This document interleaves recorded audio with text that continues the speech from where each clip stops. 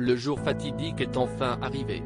La cérémonie des victoires de la musique, présentée par Laurie Tillman, se tiendra ce vendredi soir à la Scène Musicale et sera retransmise en direct sur France 2 et sur France Inter. Et si les stars répondront bien entendu à l'appel en nombre, d'autres sont en passe d'en devenir les révélations. Ils sont 4 hommes et 3 femmes en lice pour ces 2 trophées, séparés par genre, qui s'avèrent presque insuffisants tellement les nominés de cette édition 2023 sont de redoutables concurrents. Il est même difficile de déceler des favoris tant le plateau de cette année est homogène et bourré de talent. On peut notamment penser à Pierre Demar. Le jeune artiste belge a trusté les charts francophones avec son tube Un jour, Je marierai un ange en 2022 et vient tout juste de dévoiler un premier album très réussi qu'il a enregistré. Nu et éméché. Mais la bataille s'annonce intense puisqu'il devra notamment faire face à l'UJPK.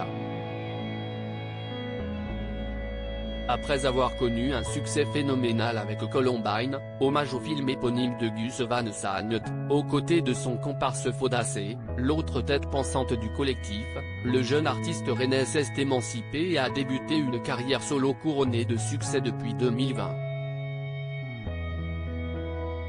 Son titre Putain d'époque a notamment été utilisé pour le générique de fin de l'émission Quotidien.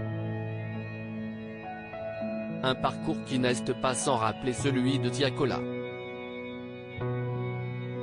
Aussi bon rappeur que chanteur, il a laissé éclater son talent dès ses débuts particulièrement précoces dans le groupe Catokez. Désormais seul, son premier disque intitulé Mélo a été un plébiscite populaire énorme et rare, atteignant la première place des ventes d'albums en France et glanant au passage un disque de platine bien mérité. Le dernier, Jacques, fait figure d'ovni comparé aux autres candidats. Une habitude pour lui, qui a fait de son originalité son fonds de commerce. Artiste-producteur de musique électronique particulièrement créatif, exigeant et excentrique, sa fameuse coupe de cheveux en témoigne, il est enfin reconnu à sa juste valeur, à 31 ans, alors qu'il a déjà connu des succès par le passé, la piste dans la radio en 2016, entre autres. Qui saura tirer son épingle du jeu? La gent féminine n'a rien à envier à leurs homologues masculins.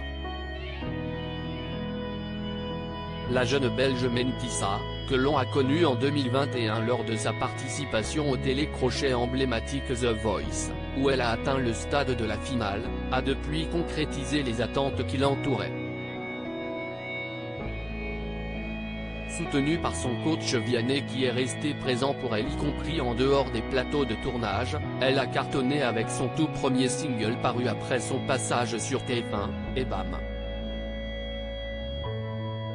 Son premier effort, le bien nommé La Vingtaine, a été dévoilé en novembre dernier et jouit d'excellents retours.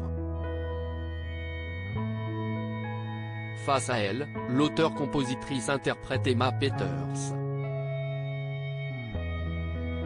Musicienne particulièrement douée, notamment à la guitare, elle sait se faire repérer grâce aux nombreuses reprises populaires et inspirées qu'elle a partagées sur les différentes plateformes ces dernières années.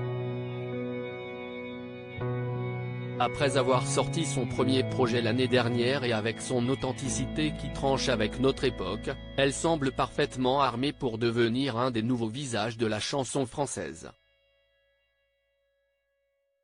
Un constat que l'on peut partager avec November Ultra, qui a déjà eu l'occasion de faire les premières parties de chanteuses confirmées comme Pomme ou Clara Luciani. Sa musique lancinante a fait d'elle l'une des artistes les plus douées de sa génération, son album Bedroom Walls en étant probablement la plus belle preuve.